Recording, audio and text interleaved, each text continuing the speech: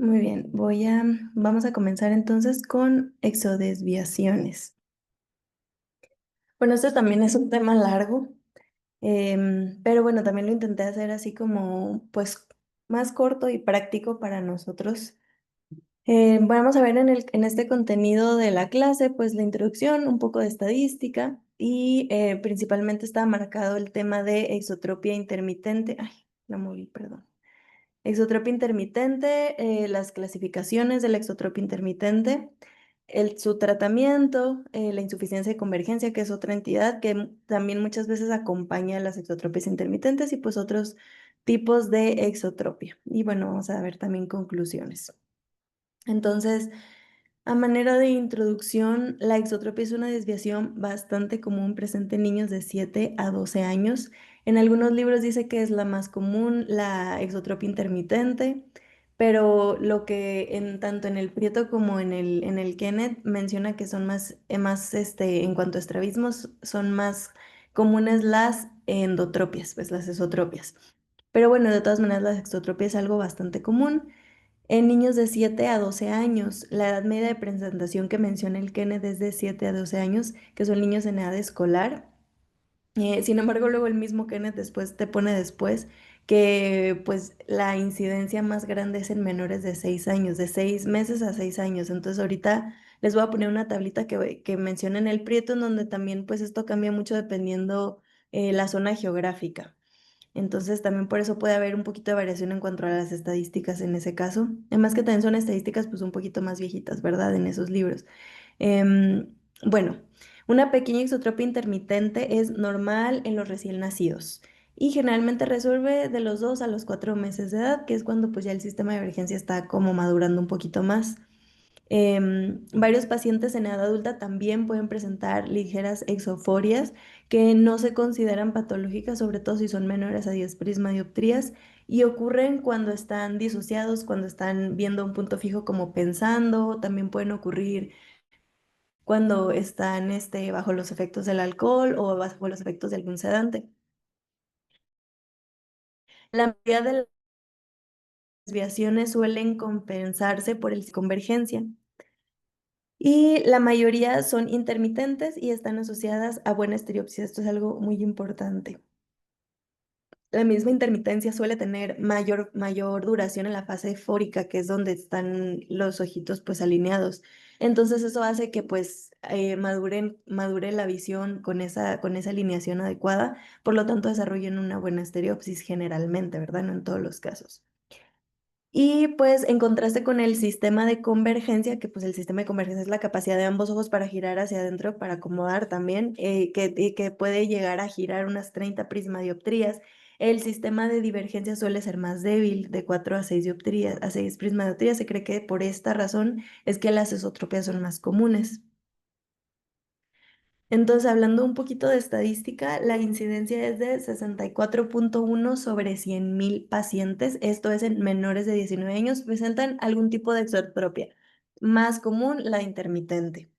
En cuanto a prevalencia, es un 1,3. Eso significa que 1,3 de cada 100 niños o de cada 100 pacientes entre 6 meses a 6 años presentan algún tipo de exotropia. Esto es según el estudio de enfermedades oculares pediátricas de Baltimore, pero también el Kenneth menciona que la prevalencia es de un 1% en menores de 11 años. Entonces la prevalencia aumenta más pues cuando es en menores de 6 años, que es lo que les digo que había como ahí una inconsistencia en cuanto a las estadísticas.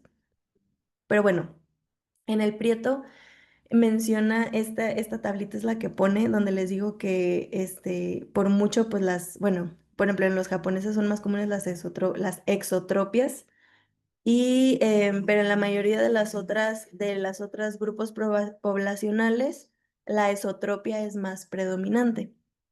Aquí pues puse con la flechita la de México o mestizos, que también podría involucrar a Guatemala. Entonces esta es la tablita que pone el Prieto según Melec. Y se cree que esto es por la conformación craneofacial, que suele haber como que estas. Creo que aquí lo importante a resaltar es que sí hay diferente prevalencia e incidencia dependiendo de los grupos poblacionales. Y se cree que es por la conformación craneofacial, que pues es diferente en cada raza. Entonces, pues nada más así rapidito, de las diferencias de exotropia y exoforia, pues sabemos que la exotropia es manifiesta, la exoforia es latente, pues no se nota a simple vista y puede ser compensada sobre todo por el sistema de emergencia. Puede haber fatiga visual y cefaleas y se manifiesta con la prueba de disociación, que es el cover test. A diferencia de la exotropia, que pues se nota a simple vista, no se puede compensar, hay una visión doble y también un ojito que suprime, por lo tanto, al suprimir, sobre todo si es en niños menores de 6 años, pues puede haber defectos en la estereopsis y ambliopía, etcétera, ¿no? Sobre todo en la exotropia congénita, que es muy, muy rara, pero pues sí, sí hay en exotropia, ¿verdad? Y pues el diagnóstico es el examen clínico directo. Entonces vamos a comenzar con la exotropia intermitente, que es la primera entidad que vamos a ver. Es el segundo tipo de estrabismo más común, siendo el primero la endotropia. Esto también lo menciona el Kenneth. Es el tipo de exotropia más común en menores de 19 años. Entonces aquí nos pone esta tablita, que es la clasificación de las exodesviaciones. Y pues la exotropia intermitente por mucho es la más común, o sea, 51% más, incluso más de la mitad. Em, y pues aquí están las otras, la insuficiencia de convergencia, que lo también la vamos a ver, y también vamos a ver un poquito estas de acá, la sensorial y la congénita. Entonces, como generalidades, es una foria que es intermitentemente controlada por el sistema de convergencia. Cuando el paciente se fatiga es cuando rompe en una exotropia manifiesta. Por ejemplo, en este caso, la paciente de la foto mencionan que tiene 40 segundos de arco de estereopsis, o sea, normal. Según la Asociación Americana de Oftalmología, una estereopsis normal es de 40 a 60 segundos de arco. Puede ser normal hasta 60. Y obviamente, pues menos de 40 pues es una excelente estereopsis. Ya arriba de 60 pues es cuando se considera ya que está bajando, ¿no? Entonces, en este caso, pues ya después de ocluir, esto es en el test del parche que también ahorita vamos a ver, o también después del cover on cover, ya comienza a presentar una ligera exodesviación. En este caso, pues el ojito que suprime en la exodesviación, pues sería el ojo derecho, que pues es este ojo de acá. Es mucho más común en niñas, sí, este dato sí es consistente tanto en la AO, en el Prieto y en el Kenneth, en esto sí coinciden los tres, que en niñas es más común. No menciona por qué, pero pues se sabe que es más común en niñas, tampoco por mucho, o sea, la incidencia en niñas es de 38 y en niños de 35. Entonces, sí, de 35 sobre 100,000, ¿verdad? La incidencia es sobre 100,000, entonces, pues bueno, ahí es un poco de diferencia, pero sí, sí sí la hay. Suele ser percibido por los padres en las siguientes condiciones. Ay, como le estoy presentando así, salen estas cosas. Mi TOC no me deja. Ok. Em, Suele ser percibido por los padres cuando el niño pues está cansado, cuando le da fiebre o le da gripa, pues cuando se enferma, o cuando está soñando despierto, que es cuando pues se quedan con la mirada fija y disocian, ¿verdad? La mirada, que se quedan pensando y así es cuando ya se rompe a la desviación. En adultos, como ya habíamos mencionado, suele pasar cuando están alcoholizados o cuando han tomado algún sedante. Y también menciona que las ametropías más relacionadas con la exotropia intermitente, esto lo menciona el Prieto, son la hipermetropía y el astigmatismo según Jampolsky. Entonces, los signos que presentan, o sea, aparte de la desviación, ¿verdad? Cuando está en la fase trópica, que pues la desviación se puede notar, como en este caso, pero otros de los signos son visión borrosa, astenope, que pues como sabemos la astenope es un conjunto de síntomas que pues son dolor ocular, enrojecimiento, ardor, visión borrosa, cefaleas, y el niño muchas veces refiere que siente como que no ve, o sea, que se está esforzando de más.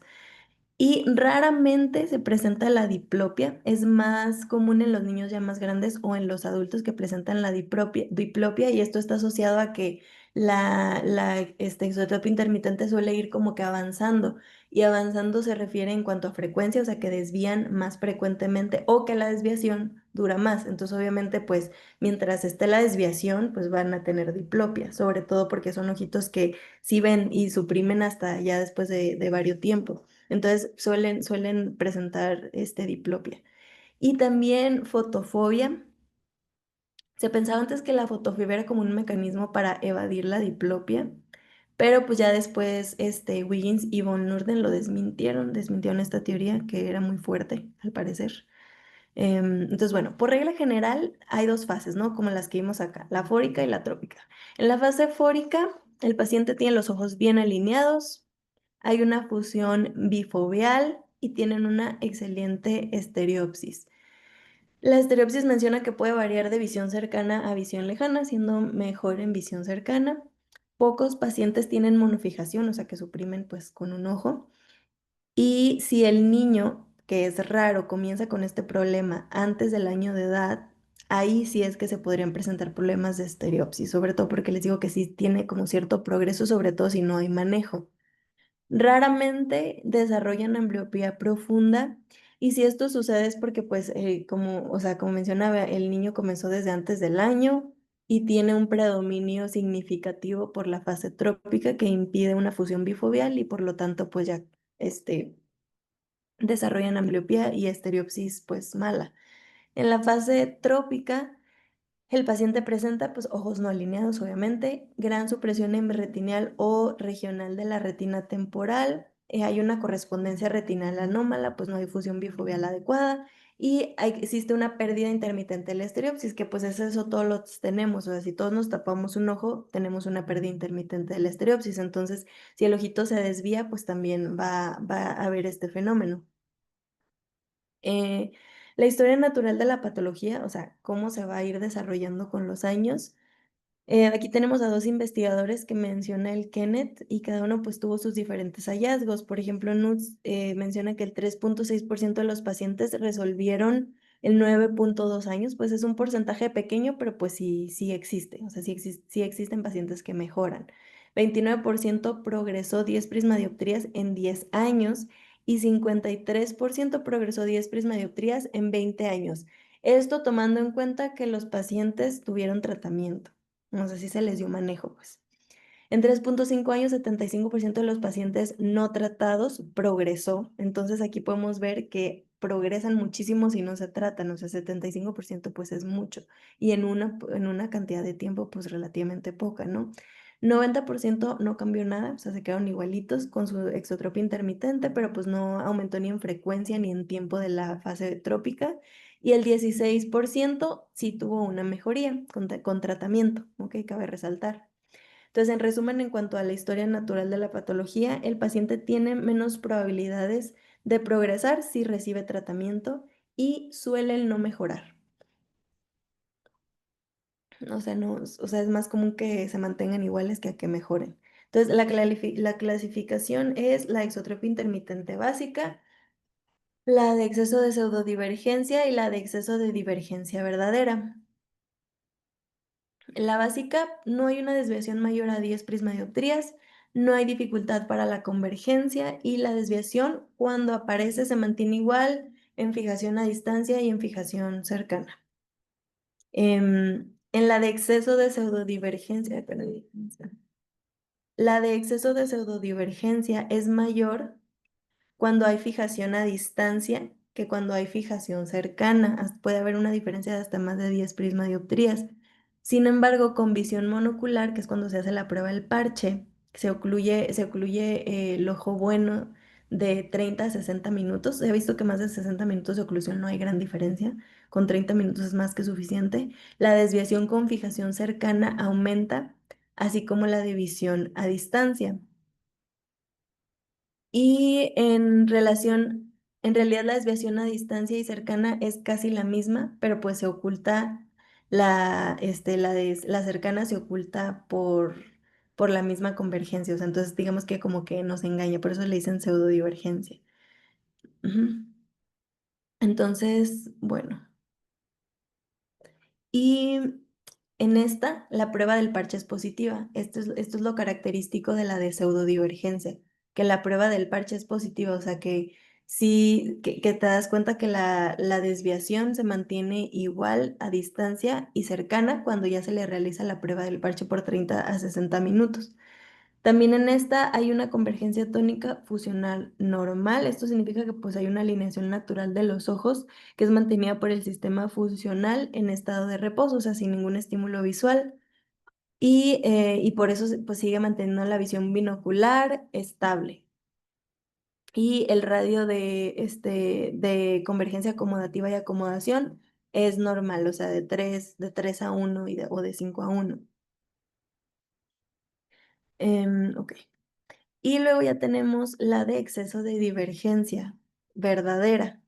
En estos casos, la desviación a distancia es mayor que la desviación cercana, incluso después de hacer el test del parche. O sea, se le hace el test del parche y se mantienen igual. La desviación a distancia sigue siendo mayor.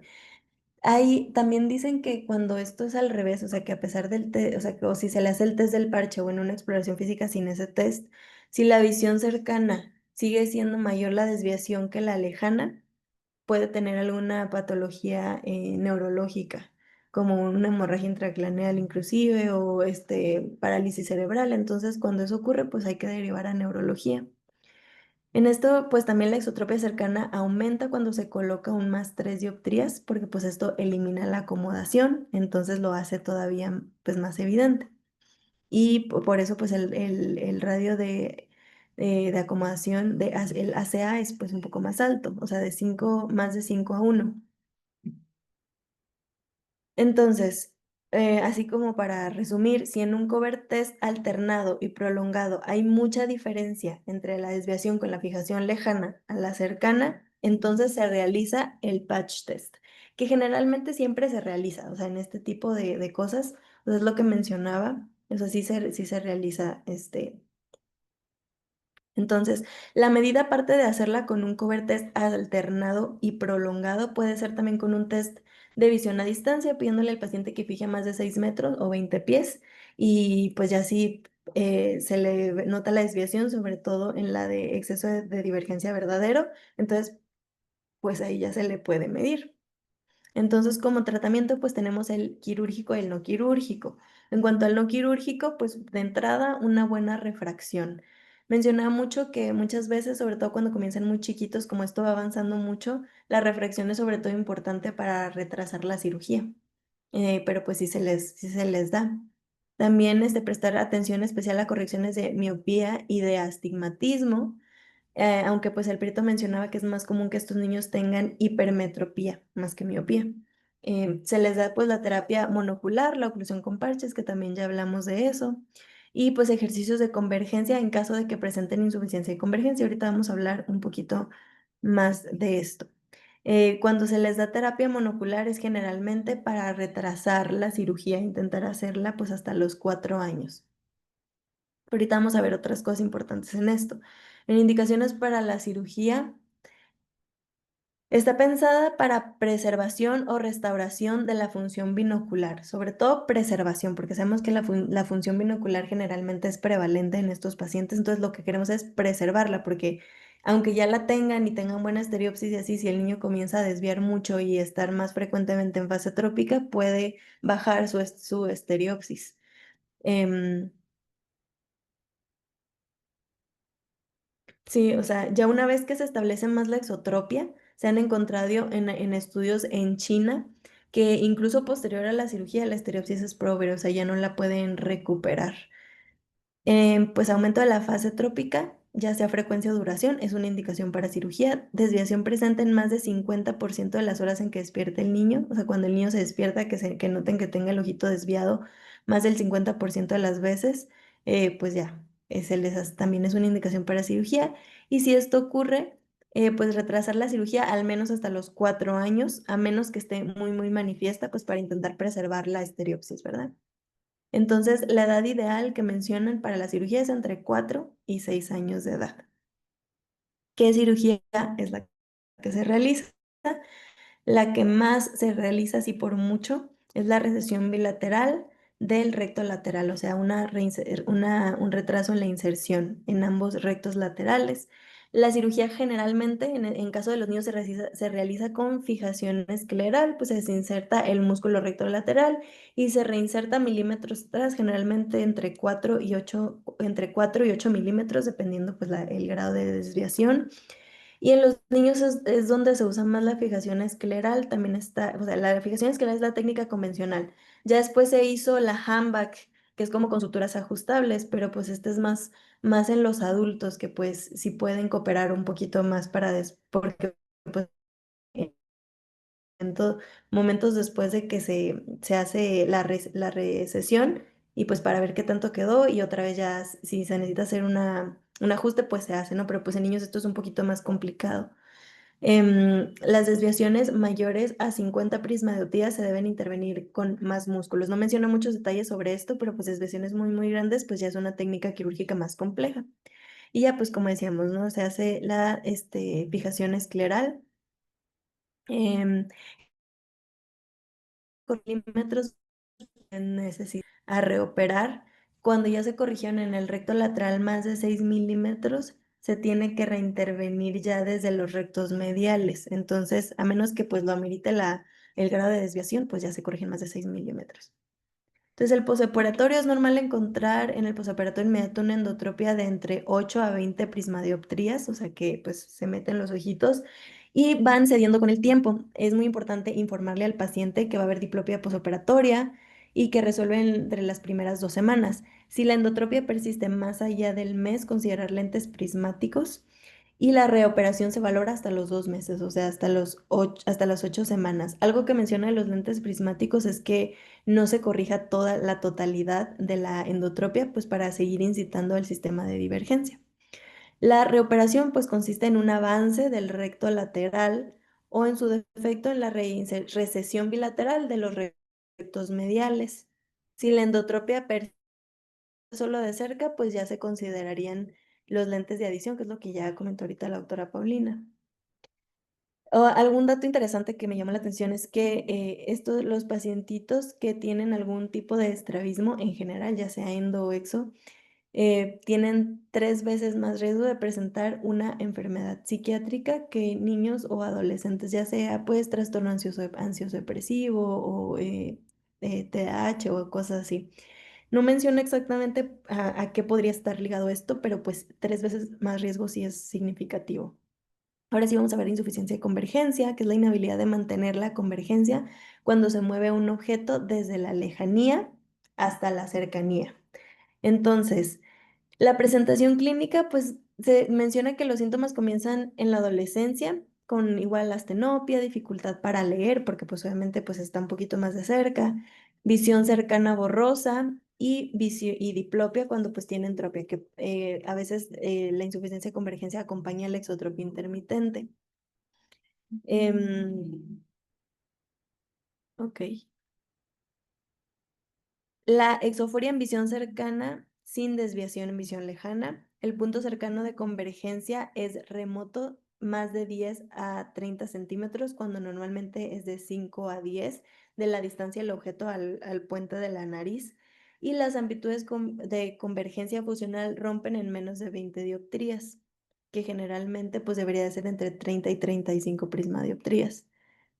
El mejor manejo, en este caso, esta parte ya está cortita, ya casi acabamos. Son los ejercicios de convergencia óptica, que pues son prácticamente dos.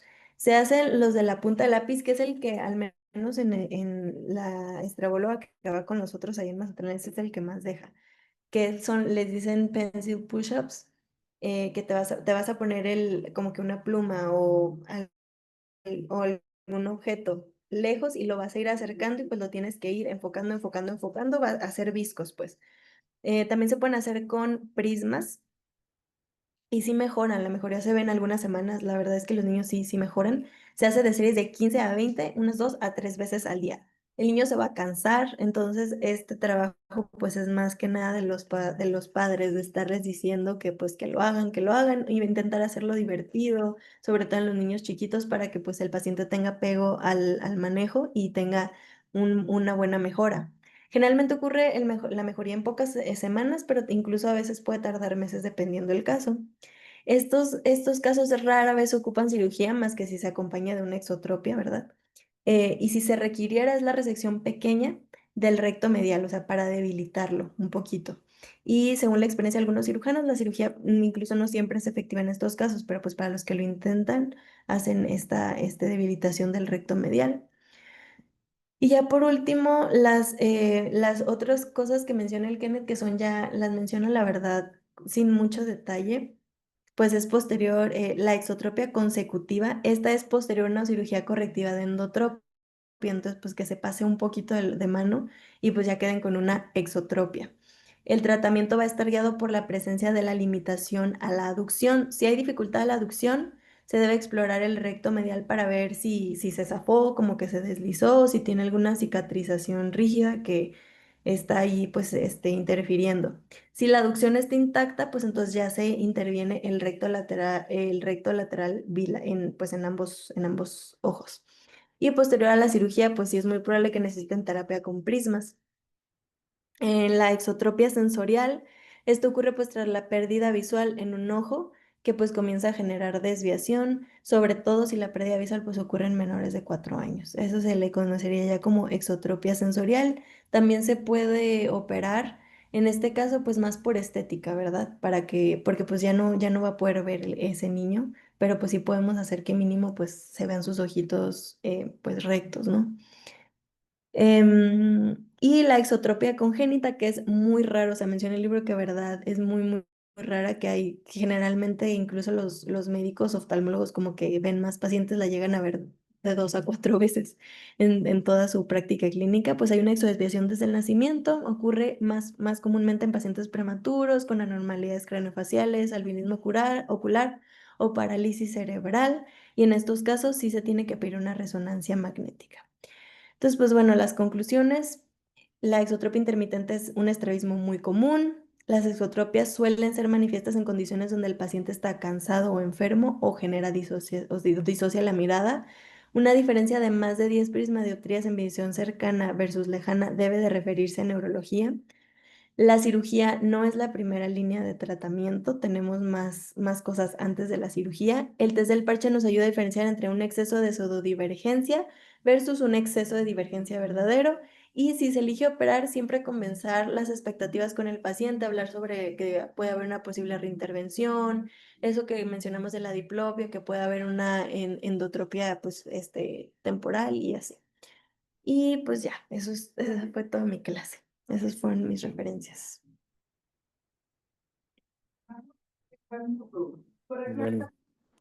Bueno, lo más importante yo creo que de esta charla es la insuficiencia de convergencia. Es algo que no lo buscamos y por eso está tan subdiagnosticado, pero es más común de lo que creemos. Entonces, buscar en los pacientes con síntomas astenópicos siempre insuficiencia de convergencia y el tratamiento son los ejercicios. Hay un ejercicio que también que es como un pajarito, que usted lo entre a la jaula o a cualquier de esos ejercicios les va a mejorar mucho y le mejora mucho los síntomas a estos pacientes. Entonces siempre buscar la insuficiencia de convergencia. Bueno, sigamos con la charla que falta. Gracias, doctora.